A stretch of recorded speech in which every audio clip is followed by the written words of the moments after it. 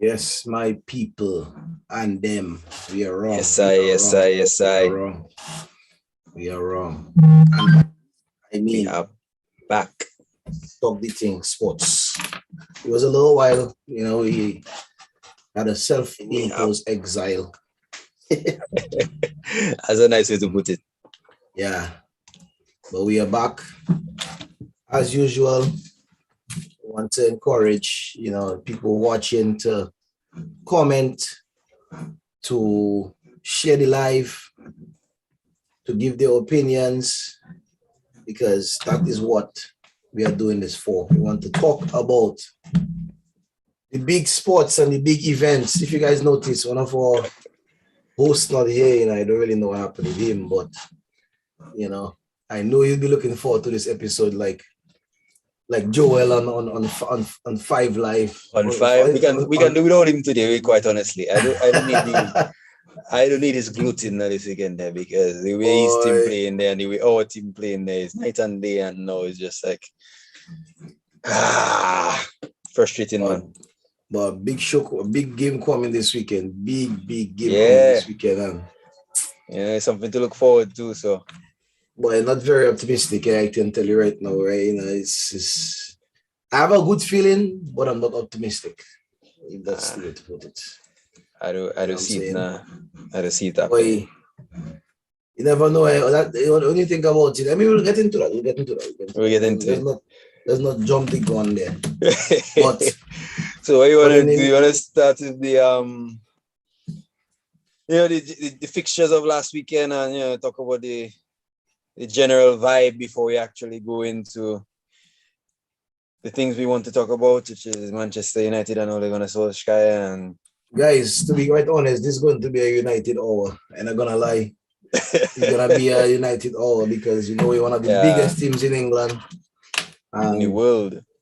Yeah, and once things don't go well, you guys know it is already. We will come into an end, and we cannot find a cure for cancer anymore, and any kind of, what I'm saying. So right now, before we get into that, I want to plug a couple of things there. So last week on Talk the Ting, we had Dalen Fadel, and she was talking about the importance of taking care of your body, and she has these products, the body butters and them thing there, which I myself never know existed. And I'm gonna lie to you guys, them kind of thing man does use. Man is roots man, you know what I'm saying? Man doesn't use some kind of thing there. So he does use a relief on your skin then? What you talking about now, my brother? Lime and thing, lime and, you know what I'm saying? But the thing is, she explained it, and I said, you know what? It might actually be a product that I would be interested in using. So I am looking into procuring a few of her products, With that said, she has kindly and graciously opened up a discount code, and that discount code on DalenFadelBeauty.com is none other than Talk the Ting. Talk the Ting will give you 25% off on DalenFadelBeauty.com. So any of the stuff that you want, you guys could go on there, check it out, and that discount code will be running for another 12 or 13 days, right, till the end of the month. All right. Basically, you have 2 weeks to get your Dalen Fadel Beauty. Yes, if you want to capitalize on that 25% discount. The other thing is that Talk the Ting itself is we have some new merch. If you guys tune into the episode on Wednesday, you guys would have seen I had one of the hoodies on. We have some new merch with our new logo, as you can see right behind us, right there, right behind us.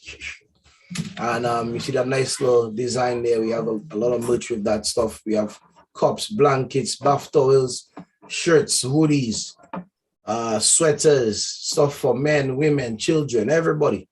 So guys, don't be afraid to support the show.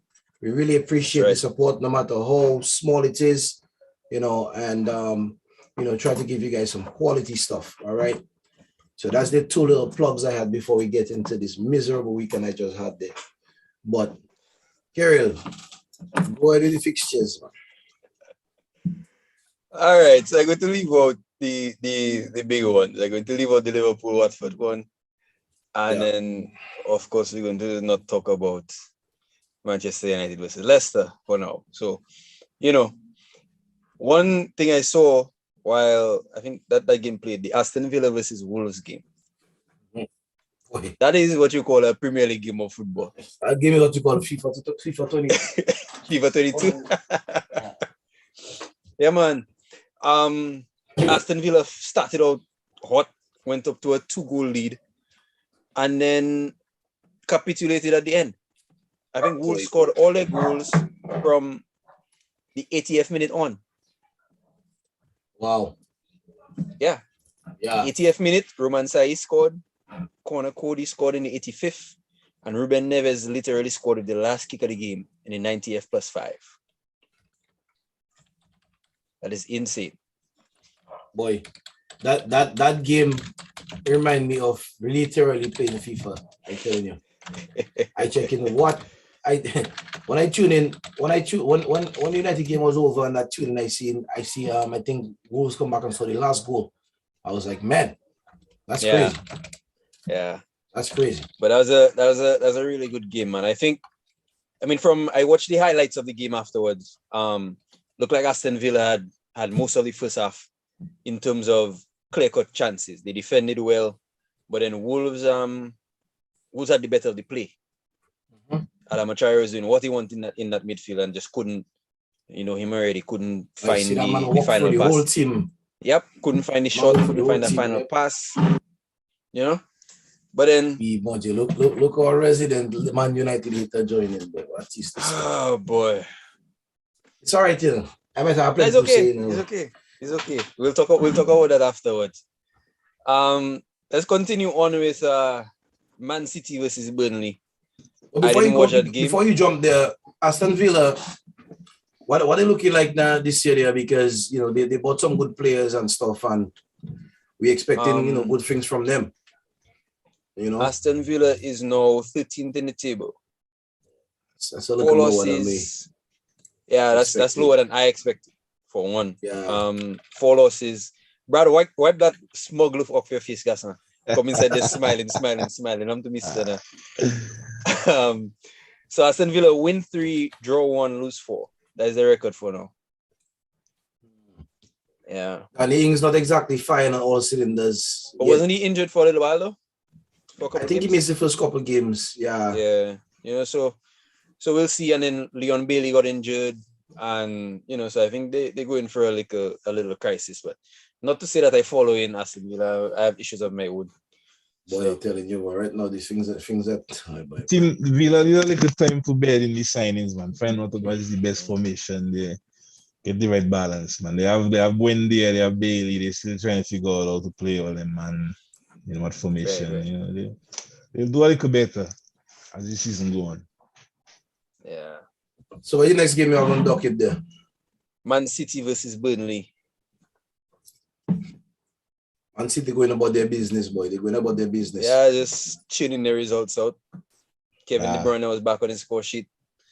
And Bernardo Silva was on the score sheet as well. I mean, I looking at the table there, and if you want to see which team's serious and which team's not, any team in 8 games that concede double-digit goals already, you can't be serious. I mean, well, you're talking, man. Come on. Oh Jesus. boy. Well, anyway, let's move on. City doing their thing with the striker, man. Yeah. You checking that? Go catch up with them. Because I mean, last year they win the league without a striker. In the big games, I think it'll be the decider. That's just my thinking. Yeah, like look at the first half against Liverpool. They could have used a striker. Mm-hmm. The game against Southampton. And I think in some games it'll hinder them. Yeah. To me, their best striker was Ferran Torres when he was injured. Yeah. To me, like in terms of the games that I've seen them play, that young man is a menace. What happened in Jesus? But then Jesus was easy.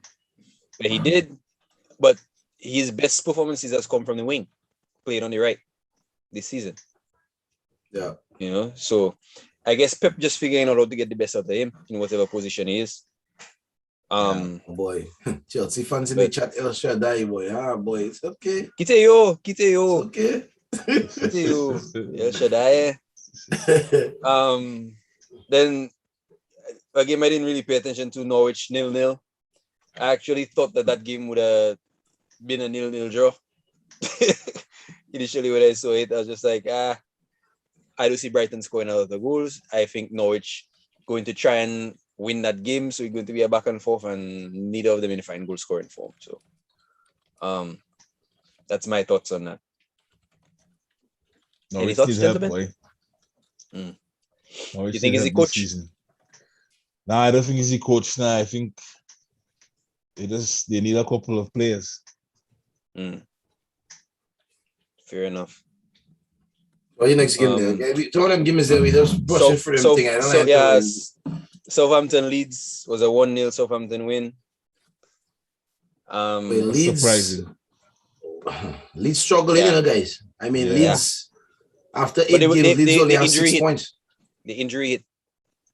Yeah, but still, I don't think anybody expected them to be down there. Most of their first team was not. Bamford not there. Dallas had to drop back into defense.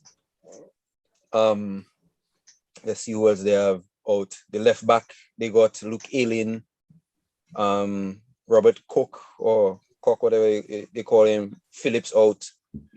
So a lot of their first team is out. They have a lot of youngsters on the bench. Yeah. Leeds need to make a change, like a tweak, man. Their tactics right now getting found out. Yeah. So I'm done had all the ball against them, man, and they barely get a sniff. So there's that. And then Brentford-Chelsea was a very good game. Boy, I don't know how Brentford did not get at least a point from that game. Jesus. Chelsea is the reason, Mendy. Yeah. That man saved his team. That man make us save his face, His face. Just get your body in the way of the ball. And it's definitely one of the better keepers in the league. But sometimes, to win a league, to win a title, and you have to have a very good keeper. That was Liverpool had that issue a couple years ago, right? You guys needed like a world-class goalkeeper. You guys got the keeper and the defender, and it kind of like change all the guys' fortunes. So to win the league, people I think sometimes we overlook the importance of a goalkeeper. Everybody talks about the goal scorers, but what about the person preventing the person from scoring goals? Very much I'm saying goalkeepers can earn and lose your points. And the importance of a keeper being focused for 90 minutes. Yeah, boy. Because you can have a goalkeeper not doing anything for the entire game, and in the 85th minute, you need to come up with one save. And that is the only contribution for the day. And you have to make that save, So I think a lot of goalkeepers struggle with that too, When they play for the lower teams, where they're constantly under pressure, the level of concentration doesn't necessarily need to be because they're always busy. Only playing for a bigger team where they have more the ball.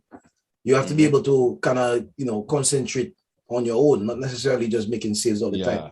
But also you need a keeper that's in tune with your style. Like you see Pep came, whoever was there, Joe Hart, get rid of them, get Bravo. Bravo didn't come with this style, but Bravo didn't have the quality in terms of shot stopping. The distribution. Get rid of him, get Ederson. From the time Ederson come in, they will roll in, Yep. If you want to play from the back, you can have a keeper that's shaky with his feet and them kind of thing, Nah. Yep. So, we move on to Sunday.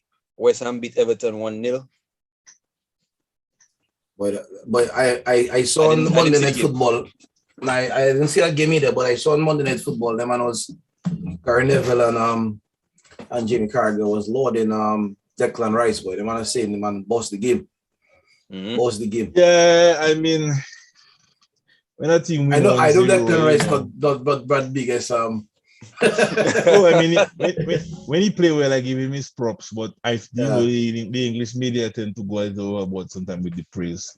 It is a tight game between two teams that are kind of around the same level at the moment. Yeah. But Everton still needs some players to come back from injury and to really kick on. Calvert-Lewin back on Richarlison? I don't think so. I don't think either of them play. Yeah, they're still out. You want to get to the real thing there. Yeah, Tottenham beat Newcastle 3-2. Newcastle, their new owners. I watched part of that game, I watched part of that game, and Newcastle started that game hot. Yeah, the fans were behind them. They were feeding off the fans, man. But the first goal Newcastle scored, I grudge him that I take it, but even Newcastle can work a ball, and they can work a ball, boy. I take it. Newcastle that was a very good goal. Yep. Yeah, they need. Come January, Newcastle need to get like 3 or 4 players. Yeah, the whether players it's on are loan or permanent. Up to scratch. Yep. Yeah, they need help. But the thing is, they still have to, it's gonna still be difficult since they're so far down in the league. It's gonna be difficult to attract, still really good players. They have to find the kind of middle of the pack players for now to try to get them kind of stabilizing the league. Or they can take Donny van de Beek and give him playing time. They're not gonna take the man. Only get him on loan. The man is only plans. You get a couple loan players and see if they stay up in the league, and then from there. But how interesting would it be if the owners come in and then they go down?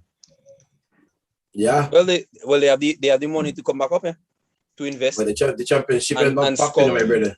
That 44-game championship. Yeah, well, investing. So right now they have to invest. I mean, I was listening to TalkSport this afternoon. They were talking about the kind of limbo that Steve Bruce is in. Right? They said the first he was willing to leave when Mike Ashley was there, but Mike Ashley didn't want to pay him the $8 million he would have paid him if he fired him. So now, with the new owners, they kind of expected, that he would be gone, but he's still kind of there because as far as he's concerned, he's still a coach. So if you guys fired me, you guys have to pay me. Yeah. So, what I'm saying? I don't think that will be an issue with the new owners, but, it's just a little weird that, he's still there. I would think that they maybe will have somebody else come in, interim. Yeah. Newcastle can come and take Ox, man. That's a good player we have available there for them. Because who should be targeting them kind of guys? Ox, Lingard, Van de Beek. Them kind of guys that can maybe make them, go up the table. They might not, finish in a European spot, but at least they'll be something a bit table and they can see what they can do, when the summertime reach. Yeah. You know what I'm saying? Oh, well. And today, Arsenal drew with Crystal Palace 2-2 on a last-minute winner by Alex Lacazette. Lacazette. Yeah. Yeah. Palace played a better game. I think Vieira tried to shut up shop too early. He gave himself too much to do. He take off his striker and bring on a central defender in like the 79th minute, 80th minute. I mean, I kind of understand why, because the man kept playing an open game with Arsenal making subs, putting on Lacazette for it on Martinelli. But even before he brought that on, they were playing better than Arsenal. Arsenal couldn't keep up for the midfield. Arsenal only threat was wide, and they were covering the wing better. So, well, that's football in 90 minutes. I watched that game. I mean, that game just shows you that in that Premier League there, it doesn't matter if you're good. If you don't have effort, you will struggle to win games. In that Premier League there, you have to have effort, 100% every game. You know what I'm saying? Everybody on the and people, there's no people on those. I remember, back then we played teams like Chelsea and even United back in the early 2000s and stuff. Them teams would beat teams before they even go to Stamford Bridge and Old Trafford, just because them teams would be scared. No, that don't happen no more. Right now, teams come in to play. They come in to put you under pressure. You know what I'm saying? So your name and your stature and what status or whatever you have, they're not gonna get you points. You have to don't make crap anymore. Yeah, man. And that takes us to Manchester United. All right. Brad, go first. Yeah, Brad, go first. Well, we have 2 Manchester United fans. No. Let me hear you take on all the team, and then I will my comments. All the things I felt about the game. Did you think that it was a game that could go anywhere, or you felt that United should have been winning that game? Nah. I feel we should have won that game. First of all, right? You think you should have won that game? First of all, Leicester is always a team that is very difficult for us to play. They always Yes. give us a tough game. Secondly, without Varane and well, I didn't think Maguire was gonna play. So without Varane and an unfit Maguire, us being up in that game, to me, I was like, all right, let's see what we can do. Let's see what we can scrape out. You know what I'm saying? But as the game went on, dude, we were all over the place. All over the place. And the biggest problem we have, one of the biggest problems we have, we do not know how to retain the ball. Every time we get the ball is a crazy forward pass, which means our defenders are always under pressure. And if defenders are always under pressure, they are prone to make mistakes. That's just what's going to happen, right? That's just what's going to happen. So I have a lot to say about Ole and the kind of direction I see the club going in. And but let me let Carol and Brad give the little tick first, and then we'll kind of come back to that. I don't talk All right. much. So in terms of the game, right, I missed most of the first half. Right. My main issue with what I saw from the second half was that we were too easy to play through. We're not compact. We do not press the ball. When we lose the ball, we're trying to drop back into a shape. But even that shape have so many holes. Leicester just literally popping the ball between our midfielders. Tielemans have the time of year to just pass the ball where he wants. Maddison just turning, picking up the ball. We have absolutely no pressure on the ball. Right? Now, that to me smells of us not working hard enough, period, or two, working hard enough on the training field to rectify our defensive issues. And the defensive issues do not only start from the defense, but it starts from the forward line, right? We know Ronaldo not going to press. Ronaldo not going to chase the ball up and down, right? And even when our forward pressing, our wingers not following, our midfielders not following. So one person press, they pass the ball around him, and boom, they back into the middle with a whole bunch of space to do whatever they want to the ball. That happened with Leicester. That happened with West Ham. That happened with pretty much almost every game we play. If you're Laria, we play every team. Every team. Right? Villarreal, imagine if Villarreal look like Barcelona against us. Because they literally just popping the ball. Villarreal should have just like 5-0. How the man doing that game? I don't know. But that's one of them games when you play on FIFA and you lose that game. You just sit down and shake your head and say, how are you going to win that thing? Because trust me, the kind of chances the man got. No, but no. I'm finished. Please, I'm finished. I want to get it out and shut up. Because Bruno and Pogba are probably two of the most frustrating players too. Matter of fact, I'll add Greenwood to that list. I'll talk about Greenwood in a little while. Right? When Pogba get the ball, he doesn't look to play a simple pass and just make space. It's a showtime pass. Always have to be either 40, 50 yarder, put it on somebody's nose, or some nonsense like that. Right? We don't, as Dwayne said, we don't keep possession of the ball well enough. Right? There's nobody coming to the ball to play a 1-2 pass and just create space. Right? Then when Leicester start to press us high, we panic in. The ball going back to the defenders and forward running at your defender, and the defender have no options as to where to play the ball. The ball will end up going back to the goalkeeper, and the goalkeeper will sit up the field. Right? Then it's a 50-50. We're not winning second balls, so we can retain the ball. Every time Bruno get the ball, he try and play the killer pass. Every single time. I've not seen Bruno just play a simple pass to recycle possession, to move our team up the pitch. It's frustrating to see. Right? And then Greenwood self getting the ball on the wing. All he concerned about is cutting inside and hitting a shot on his left foot. Cutting inside, hitting a shot on his left foot. Or dribble and try and hit a shot. You know the amount of times Greenwood pick up the ball on the top of on the edge of the 18-yard box, and Ronaldo making a run to the back post, hand up in the sky, running, and he not receiving the ball. He's not even trying to cross once. Ronaldo and Greenwood have to take it. For many games, bro. I see it coming, I see it because every time he's that I see Ronaldo like doing some kind of thing. You know? But I don't know, man. And then again with the team selection. Right? Maguire hasn't trained or played in 3 weeks. What he doing on the field? You could see he not fit. You Same could thing with see look he short. not fit. Just play the team. Play who you have available. Bayi play. You talk about Bayi. He talk about Bayi play the international break. Right? Bayi played well for Ivory Coast. I think they won both their games. Right? Just play the man. His man is a Premier League defender. He plays for Manchester United. Play him. You have to trust your team. Your team are going to trust you if you don't trust them. Yep. Right now is a mutiny I see going to happen, because Pogba already in the media talking about something have to change. What have to change? Well, he have to change. Well, my thing is Pogba don't have place there to talk. Pogba on the last year of his contract is going on the business. To me, so I don't know if Pogba. But to me, I just see in that just from a management standpoint,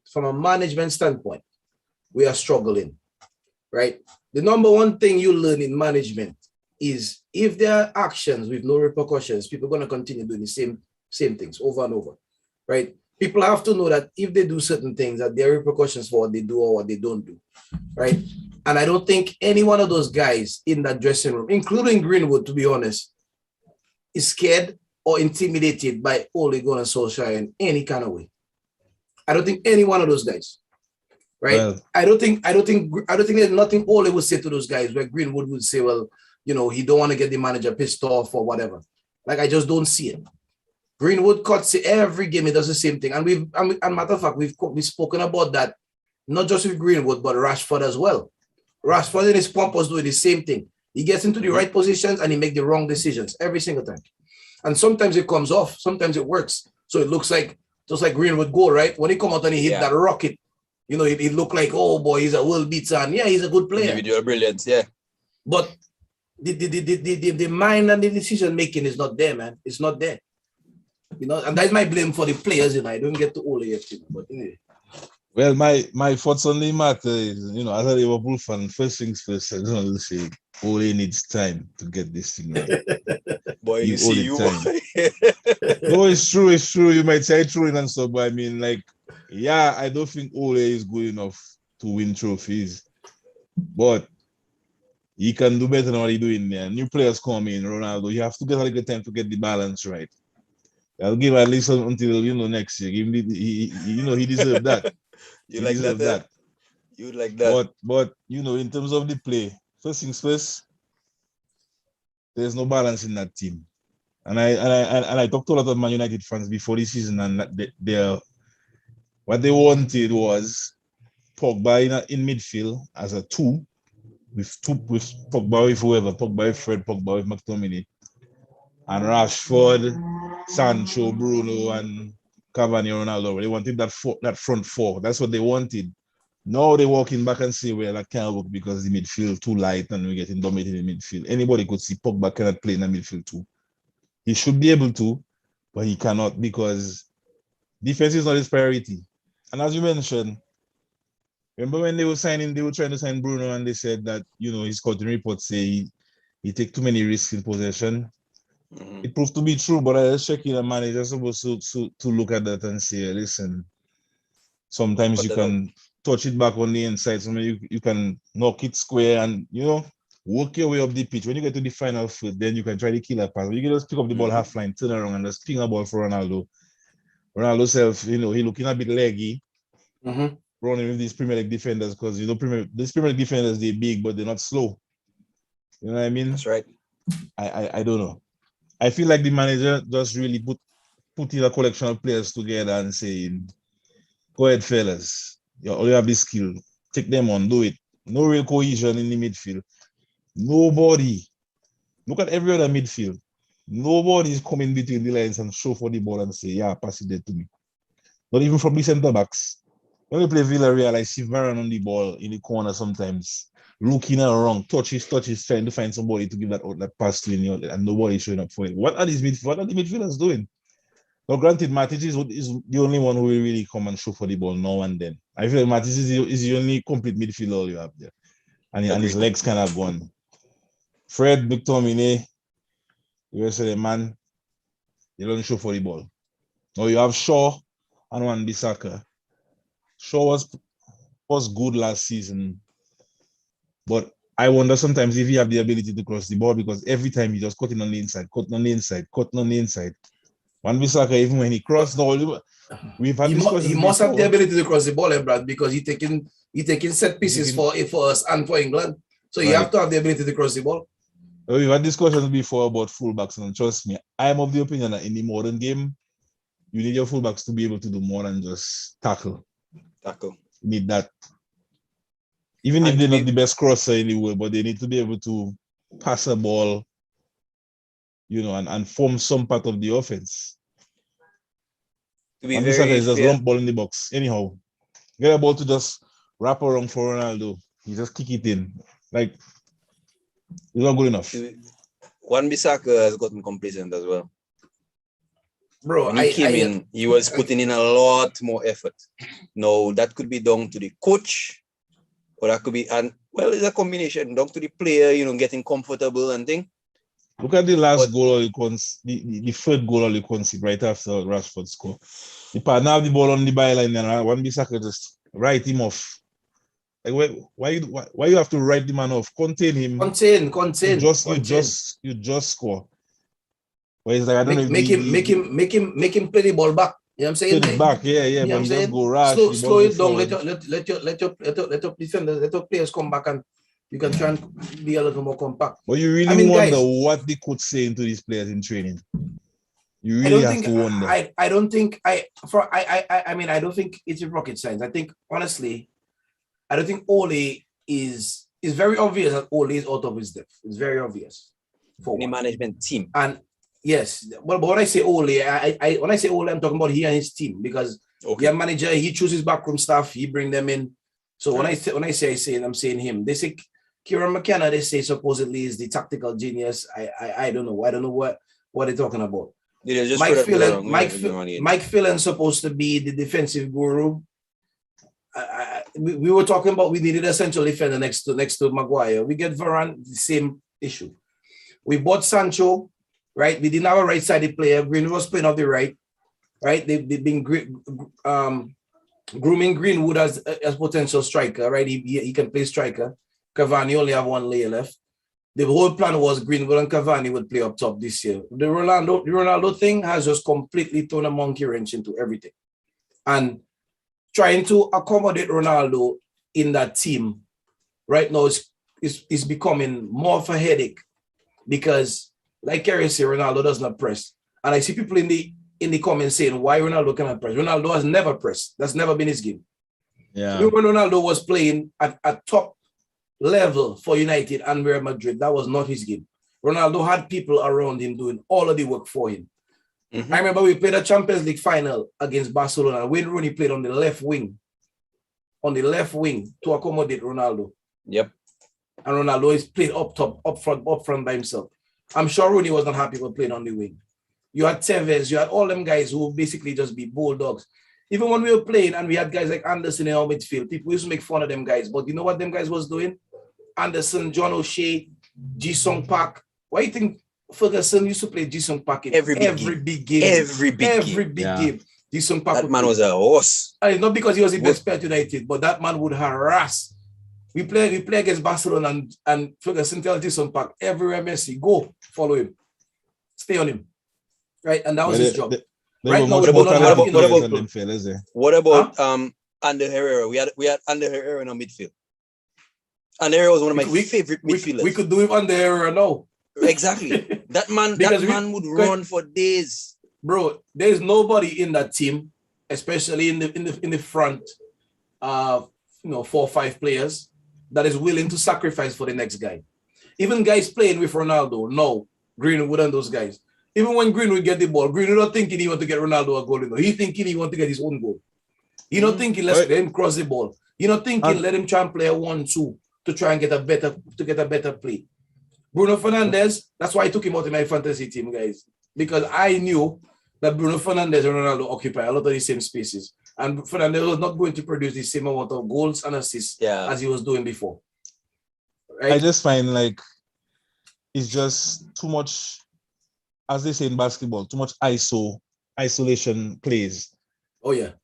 I want to enter body box and take a defender to the play, but fellas are looking for 1-2. Once Greenwood reach in the vicinity of where you can see the goal, it's just shoot. Yep. And Ole does not, watching the game, my biggest criticism with Ole is Ole does not have the guts to make the tough decisions, you know. When the big players are not playing well, he almost never subs them out. Almost never. Right?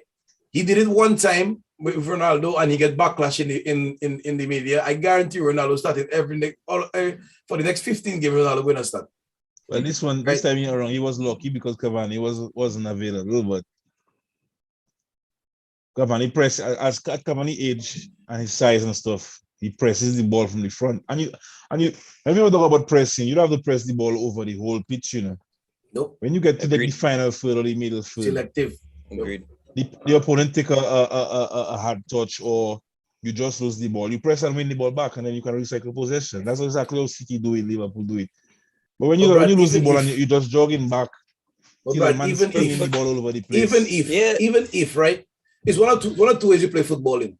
It's either you press the ball to try and get the ball back, or you play counter-attacking. You cannot do in between, you know, right? Because even after we don't press and we try and get back in a ship, like Carol was saying, we don't have a ship. We still out of ship. So we still getting played around either way, right? So in my opinion, Ole need to sit down and make a decision and say, listen, what kind of team am I going to have? Am I going to make my guys press the ball, right? And if we get beat on the counter-attack, because we're getting beat on the counter-attack anyway. So what difference does it make, right? But guess what? If you press, right, I'm sure that the what you might get out of that will be more than what you get now. So why not do it? Why not do it? And People talk about Ole record in the big games, but Ole get results against the bigger teams because he plays the way he wants to play by sitting back and getting something on the counter-attack. When Ole have to play an expansive game, keep most of the ball and turn chances. But every team when you have to go after teams. Every team have their style. Teams. I agree with that. Remember the DNA of Manchester United is attack. What's the DNA? United way, dog. Where's the United way? We didn't have Galacticos like that. Remember what Pogba say when Mourinho was there? Manchester United should be attack. Whatever he wants. I see Shane Captain Serafin there. He say it's different on Man U because he doesn't have the kind of players he had at Real Madrid. The midfielder was behind him was pure class. Modric and Kroos. But what Modric and Kroos, what do? Them guys work hard. They work hard. Pogba does not work hard. And they are very, very, very elite players in terms of their pass selection. Their ball retention and their yes. Them guys do not lose the ball. Retain that ball and recycle they do not lose the ball. Modric doesn't play a long pass unless it's clear. And in the days when they had Ozil and stuff, they had defensive midfielders that to clean up Ozil would play the ball to Ronaldo, you know. Yep. Bro, when Ozil plays passes, Ozil was high up the field, you know, not in his own half, you know. Bro, when you hear, all you have to do is listen to the players who play against these guys to make you realize how good these guys were.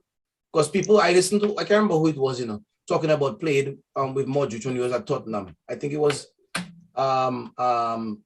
Jamie O'Hara, one of those guys. Yeah. Saying that you cannot get the ball off the man, you know. The man's small, he's strong, he knows how to retain the ball, and when he know he's going to lose it, he know how to give it to somebody, move and get it back.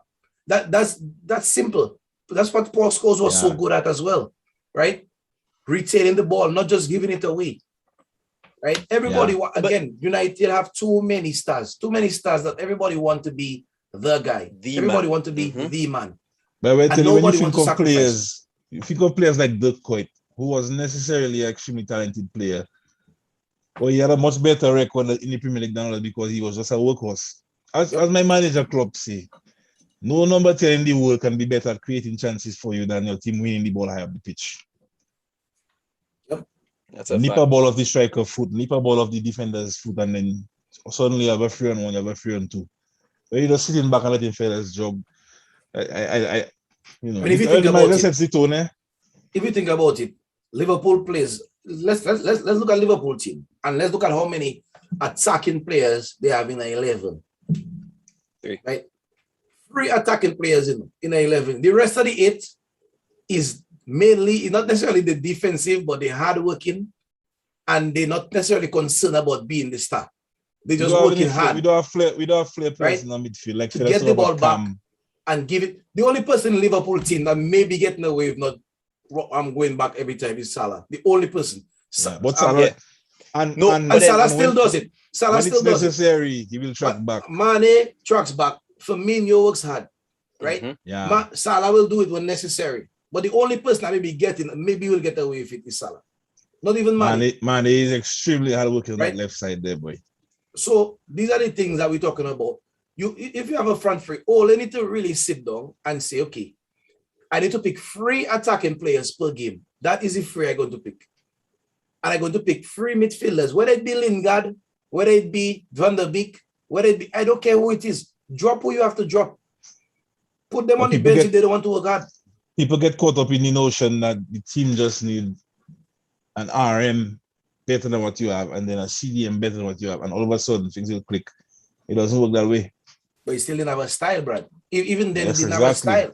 So even if you get those players, you're not going to just invent a style. Every Mourinho, as boring as he is, you know what Mourinho's style is, right? Who should take over the same squad Lampard was struggling with, not one addition. Yep.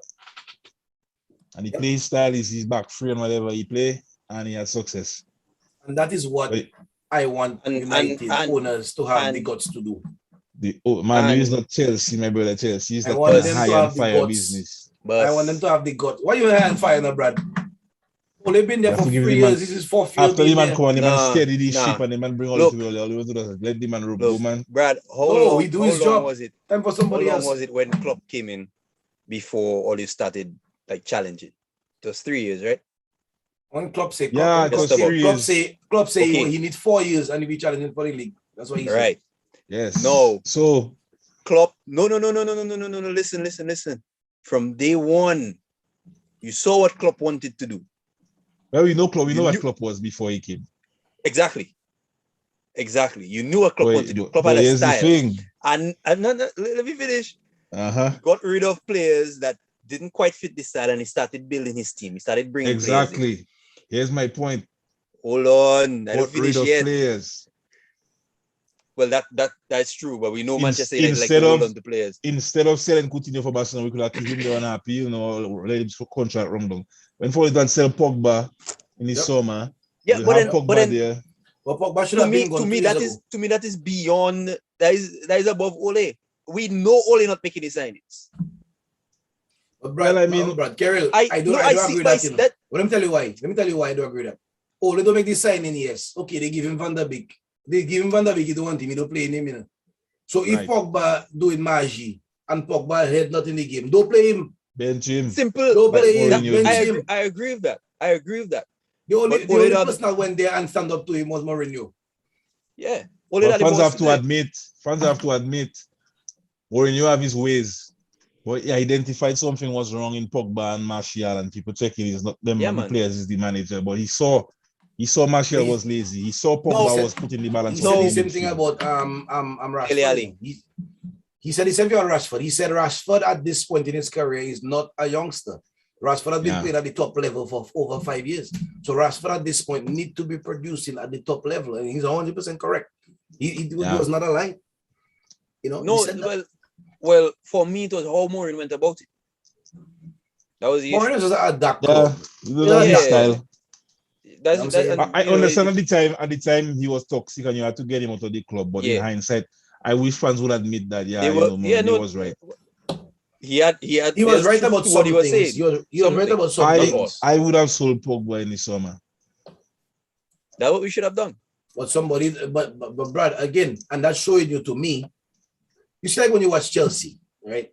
Say one, say two. Abramovich does not play games. If you don't give him results, he get rid of you. Regardless of if you're there for a month, 6 months, a year, it doesn't matter. Club legend or not, it doesn't matter. And to me, when you're an owner, that's how you have to be. People need to know what the expectations are. And if they can admit that, they will be gone. That's it. Well, let me ask you. In my opinion, somebody from the top should come to Pogba agent, Mino Raiola, and say, listen, we're giving you until July, middle of July. If you don't sign a contract by then, we will be selling you before the end of the transfer window, and that's it. That's that. Right? And when he come back in July 30th and say, no, you want to come back? No. Get rid of him. Sell him. Serious. I because them guys wouldn't sign any Mino Raiola players personally. Nope. But let me ask you, so based on every manager available and money talks, even if they have a club, you can acquire them. Aside from the obvious ones like Klopp and Pep that are not gonna leave their team, who would you want to replace Ole if he was fired today? Who would I want to replace Ole if he was fired today? Let's just assume Klopp and Pep out of. You know who I would The take to Ajax replace manager. Nah. I would take I'm Ajax Tag. manager. Eric Ten Hag. Ten Hag. Yeah. Ten Hag. You know who I would take to replace Ole now? Rafa Benitez.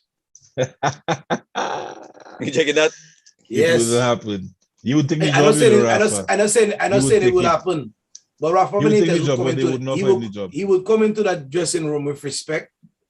He would be able to get these guys to play with his philosophy. And I think Rafa Benitez, with his coaching tactical knowledge, will be able to get these guys to play to their potential. Because you've seen Rafa Benitez, to me, everywhere he's gone, he's been able to get the club to go up a level. Well, I'll tell you the problem with Rafa going to United right now. One, Rafa is not the type of manager that you could have that will just go in the media and say everything is fine. When there's problems, he don't get money for signings or something is wrong and they take a decision above his head, he will say. And I get the feeling clubs like United don't like that, which is why they hire a player. Which is why Ole in the first place. Ole is a yes man. He will say everything is fine. The owners are superb. And they don't like that. Two, Rafa managed Ronaldo before.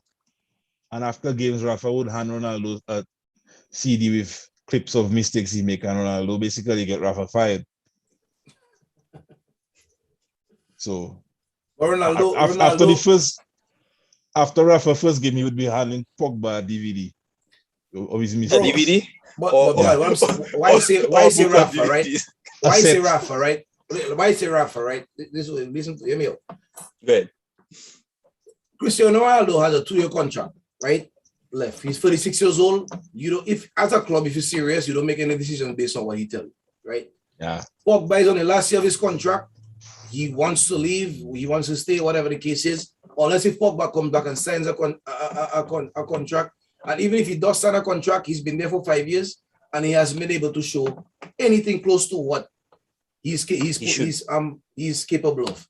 So at that point, Pogba does not hold any weight, right? You look at the rest of the team that you have. You have a young Rashford, you have a young Sancho, you have a young Greenwood, you have Bruno Fernandes who is in his mid-20s. You have Harry Maguire who is basically like around his prime. You have Varane who still have a lot of good, a few good years left. So you have a good core of players there. You understand? So if Rafa come in or any manager come in now and say, you know what, I want to get rid of Ronaldo next year and I want to get rid of Pogba next year, we'll be just fine without them two players, right? And we can sign players that can. I remember when this guy from Watford was available, Doucouré, I wanted Mr. so bad. Because you need them kind of dogs in your midfield, my brother. You need them kind of guys. But even last year, you were looking for an RM. A guy like Sa was available, but it was like Sancho or die. Yeah. I think it have more to do with commercial aspects than on the pitch. Easily. But Sancho came in, and thank you for bringing up his name. I watching them games, right? I didn't watch too many of Sancho games in Germany, but from everything I've been hearing, Sancho played off the right side of the front three, right? Sancho's come in, and Sancho has not played one game off of the right side of the front three. The man keep putting Greenwood on the right side. Why did you buy Sancho if you feel like you had Greenwood? Why? It'll be interesting to see now because Rashford is back, so Sancho might as well end up on the bench. That I suspect for some reason Ole does not believe that Greenwood can be dropped. The problem is Greenwood's our top scorer in the league. Yeah. For now, I think. I think so. Another team will be playing. Right? Their best striker is on the pitch. He scored a goal, maybe he's not playing well. After 75 minutes, he hauled off and somebody else come on. But Ronaldo, it seems unsolvable. So Greenwood should be on the bench there. When Ronaldo gets 70 minutes. But Cavani doesn't get in sweat. As an impact. But Cavani doesn't get in sweat. Yeah, it seems as though if Ronaldo start, that means no striker sub. Or again, Brad, off and put a striker. again, who Ole saw Ronaldo one time, Ronaldo walked down the tunnel and make noise. You think Ole gonna drop him again? Ole don't have the guts. Ole don't have the balls. You have to be brave. You know what I'm saying? And the question I'm asking you guys is after them. You know what I'm saying? Does any manager in any facet of life that you are a manager, if you're a coward, you will never be a successful manager. Never. You have to be willing and brave to make the tough decisions and to stand behind your decisions, whether they're wrong or whether they're right. If you make a decision, you stand behind it, and that's it. Because if you a manager that's sitting on the fence, which is what Ole is doing, you're going to have the exact same result that Ole is having. But in the Everton game, he started Cavani. The team was playing well. They were up 1. 55 minutes on the clock. The second half barely get going. You saw me on Cavani off and you bring on Ronaldo. Why? Why? If you rest Ronaldo, rest him. But even with that, Brad, even with that, right?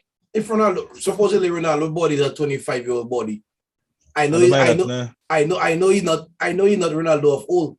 But if you're talking about leave, why would you remove Cavani? Maybe sub Martial off the left and put Ronaldo to play off the left, or put Cavani and Ronaldo to play up front together. Ronaldo at 25 could run players up and down that wing. Ronaldo today cannot do that. Are you watching them give Ronaldo a ball over the top and he's struggling to accelerate? Ronaldo, as he exists today, feed off of chances and they're not being created for him right now. So all you're gonna stifle. Well, but nobody creating chances after for anybody. After Sunday, you can figure it out. Sunday, give us a chance. Zip it. Anyway, guys, big game on Sunday. Big game on Sunday, guys. So we're gonna go. Surely. Hold on. We haven't spoken about the brilliance of Mo Salah. In as much as I hate to say it, well, that man is the best player in the world right now, in my opinion. Yeah, he's on form. He's on form, and it's not just form. That man, pitch. He putting players on their backside and scoring goals 2 weeks in a row. Supreme confidence, boy. 10 in all competitions this season. And you see the assist, the money goal. I saw that assist. My word, outside the foot, wrap around a defense, right into money. As he put up his head, yeah. Supreme confidence. You're on another level. Supreme confidence. Anyways, we can move on now. That's enough. Well, we'll be watching the game on Sunday, guys, and we want you guys to watch the game first. So, what do you guys think? We should do a watch along or something like that. I know Brad like to do them thing, in case his team lose. No. Nah, man. When your jersey come down, we'll link up and we'll we'll do something, man. So we'll put out the details at some point. Guys, I want to touch on West Indies. I want to touch on West Indies cricket. Because West Indies just played that game today. Their warm-up game. The ICC T20 World Cup starts soon. And I was soon, I think like this week, or like next weekend, or this weekend they're coming, I think. Is that going to be on ESPN? ESPN, yes, it'll be on ESPN. Okay. So if you guys have ESPN Plus and them kind of thing there, you could watch it. Point of duty to watch. Guys, that way I can join the conversation. West Indies are the defending champs, 2-time world champions of the T20 format, right? We have the great Chris Gayle in the team, but Chris Gayle is very much in the same line of Ronaldo right now, where he's living off of past glories. And he's good. He's still good enough to maybe make the team, but he hasn't been performing. Ronaldo been scoring goals, but we're talking about Ronaldo now and Ronaldo 2012 is two different Ronaldo, right? So now I was watching the game today, on and off, the warm-up game, and if I'm saying something wrong, I want somebody to tell me. I just want to understand. The same thing we're talking about in football. Every team have to have a philosophy. Everybody know what West Indies cricket is when it comes to T20. They doesn't score 1, they doesn't score 2, it's 6 and 4. That's how they just play. Everybody knows that. So why exactly we play in a warm-up game and after 12 overs we have 40-something runs on the board? Why? Why are we trying to be Pakistan? We're not Pakistan. We're not Australia. We're not England. We're not India. We doesn't rotate strike. The batsmen, we have a batting lineup that goes all the way down to number 9. When batsmen come and bat 1, 2, and 3, they have to come and swing their hand. They haven't got time to come there and poke ball. They don't have time for that. The warm-up is for what? What upcoming? For the T20. For the T20 World Cup. Oh, 2020 World Cup. They make their selection already. Yeah, they pick the team. And the big controversy there is that they pick Chris Gayle, right? Chris Gayle is 42, getting 43. He's still playing, Yeah, man, we're talking about Chris Gayle playing cricket for us since 1998 or 1999. You know? Jesus, boy. 1998 is when I started high school. You know? So who do you think that should man be been playing for a instead of long him? time. Well, I don't know if they're saying there's anybody necessarily that should be in instead of him. They're just saying that, you know, it's more of a situation where like you have the young guys, you have Hetmeyer from Guyana, you have Puran from Trinidad, you have them young guys. Them guys are good. But them guys batting low down in the order, and what people saying is like, you know, you should be having them young bucks up front there. You know what I'm saying? Batting 3, 4, 5. Where Gayle batting? He's still opening? Gayle batting. Or he batting one down? He batting one down. Yeah. So, but even when Gayle come in, Gayle not being Gayle, right? Gayle not being Gayle, and Gayle actually is struggling with fitness. He's been like that for a while. Honestly, it's a miracle that Gayle still playing cricket. Gayle almost died at one point. He had a hole in his heart. And they end up having to do like emergency surgery and stuff. So that's why he hasn't been able to, you know, you never see Gayle running quick singles and doing them kind of thing there because he never like overexert himself. You know what I'm saying? But one thing I have to say though, I feel like in the Caribbean, we are too quick to dismiss our heroes. We're too quick. Chris Gayle is one of the best players who ever come out of world cricket, not just the Caribbean. Chris Gayle has played at the top level, Test cricket, scored 2 triple centuries in Test cricket, which does not happen.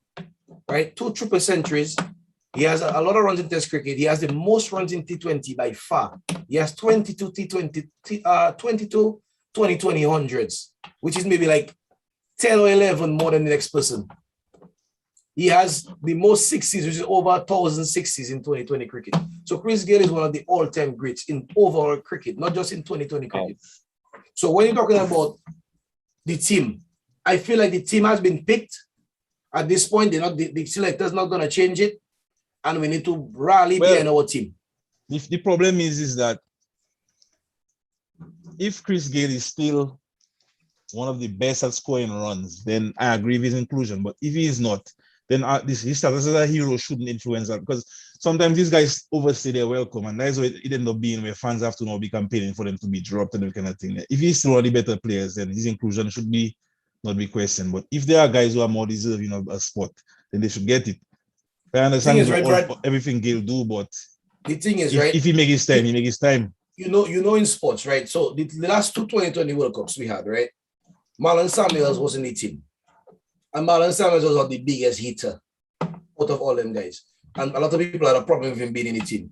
You know who saved us in both finals? Marlon Samuels. Pollard? No, Marlon Samuels. In both finals, Marlon Samuels was the only person that stayed scoring. Everybody else was getting out. So what I'm saying is sometimes experience is the best teacher, right? And I think the gamble that the selectors are taking is not that they think Chris Gayle scoring runs, is that they think in a crunch time where they're going to need an experienced player to put their head down, he will be there. That's what they're banking on. That's what they're banking on. And it's happened many times in cricket, right? Don't get me wrong. I mean, Pakistan just called back Shoaib Malik. Shoaib Malik is almost 40. He's up there as well, right, in age. And them guys playing well, right? They're playing all over the world, playing 2020 cricket. Chris Gayle is not at the level he was. But even at the level he is, he's still at a decent level. He's still at a decent level. So I think the selectors, that is the gamble that they go in with, right? And also, the captain, who is Pollard, has said how much of a good influence Chris Gayle is in and around the guys. So I don't think he's going to play every single game. I don't think he's going to play every single game. We hear that a lot in sports, man. I don't know. I feel like at a certain point, we give them guys the send-off they deserve, and we move on with the young players and look to the future. We hear, not to go back to football, but we hear about the influence of Ronaldo in the dressing room, etc. I don't know. I feel like at some point we have to move on. Yeah, no, but I don't watch as much cricket, so I cannot say for Chris Gayle. But I think that will be the end of his international career. After, you know, good, bad, or indifferent, I think after this World Cup, he will be bowing out of the international stage. But yeah, you know, I think, and then the other thing I didn't like was the past players coming out and criticizing him. Right? If he make himself available for selection and he was selected, I don't see how he can be criticized for that. Yeah. Right? He not selected himself. If he say he's available for selection and he's picked, I mean, you had guys like Sunil Narayan who played very well in the IPL, and the West Indies selectors did not select him for various reasons, right? Because they have different policies as to you having to play in certain competitions and stuff to be selected for the West Indies team. So they did not pick him. He didn't make himself available and stuff, right? So they've done it before. But only thing I'm saying is that I feel like at this point the team has been picked. The team traveled. The team already in Dubai.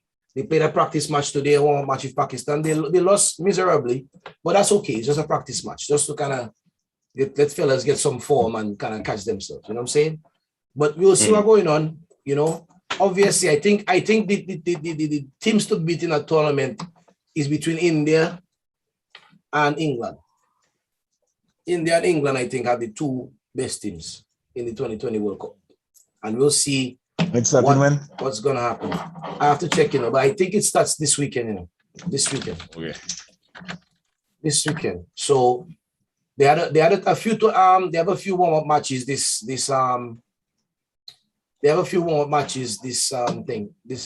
week. India played England today. England scored 188 for 5. And India chased that down in 19 overs.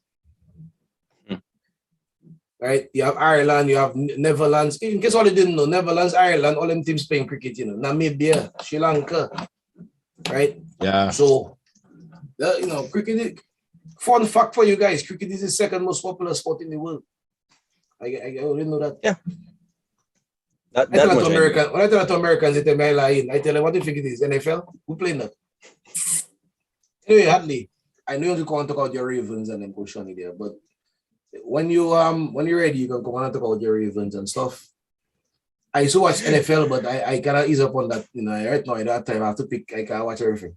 Yeah, I pick and choose. Yeah.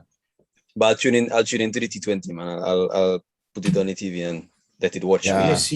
Let me see when it's starting then. T20 World Cup. It's starting on the first match is on. Look like what they having now is they having also like the cricket World Cup is a little weird. What they have is they have the top like 10 teams in the world, or the traditional cricket nations, and then they have the nations kind of just getting into it. Papua New Guinea, Scotland, Oman, Namibia, Ireland.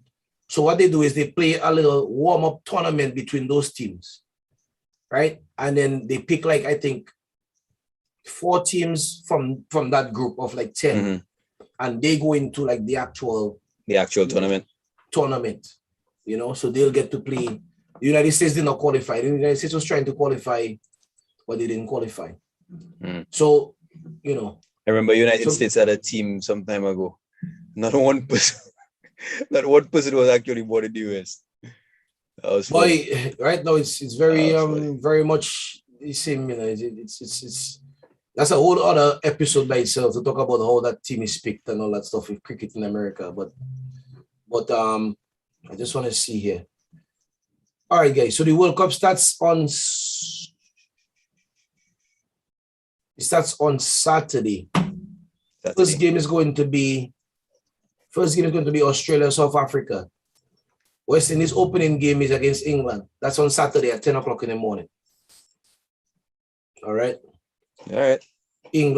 Australia, South Africa playing at 6 a.m. West Indies playing at 10 a.m. So the games look like they're going to be at 6 a.m. and 10 a.m. respectively, because they're playing in Dubai. All right, guys. Man. So we have big games coming up this week. Champions League games. Atalanta coming to Rock Our Net on Friday, on Wednesday. Don't worry, I have something for them. Don't worry. Everybody think we all be done and a gift. A gift like what Maguire. A gift. Boy, let me tell you. Yeah. But looking forward to this week, man. It can't be. Well, I can't say it can't get worse, but I don't think it'll get worse. We have a tough run of fixtures coming up, and it needs to get better, or else Ole will be out. It will get worse. So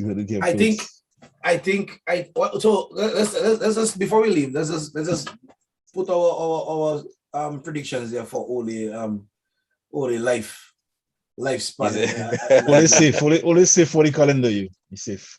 For the calendar year? Calendar year. So Yeah. you're saying end of this I year. don't He's think still so. up until the end of the year. He'll not go until it's mathematically impossible to make top 4.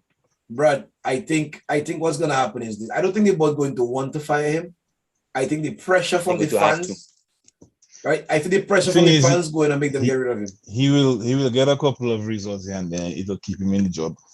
I don't know, man. I don't know because I think we'll get. I watch that run of games we have coming up there, my brother. And if how we play on Saturday is how we're going to play, we don't have a shot in hell. Trust me. First of all, regroup on Sunday, man. Boy. For If you get kicked out of the Champions League there too early, it's problem. Yeah. And right now, Atalanta back to back, boy. We'll see what's going on. Yeah, man. How they say Chicago Sky win the finals. Candice Parker win the second championship. Well, congratulations to Candice Parker. Nobody watches the WNBA, not even women. So, Boy. At this point. Anyway, Yeah, fellas. Well, gents, call it a night. yes, Thank you Yeah, all for man. tuning in. Another Talk the Thing Sports. as Already. always. Yes, Yeah, I. man.